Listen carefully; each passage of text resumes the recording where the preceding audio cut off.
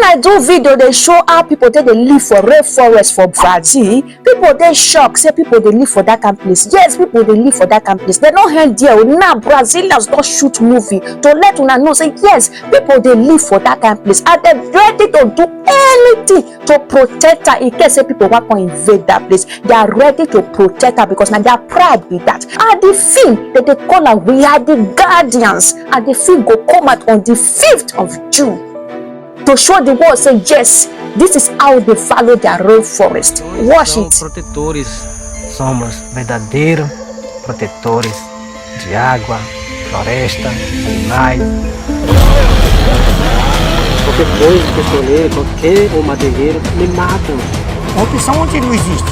Onde não existe no mundo. Destruir a Amazônia é em parte destruir a nós mesmos. Morre se preciso for por esse pedaço de floresta que existe. Ele marcou o pé certo pro mundo.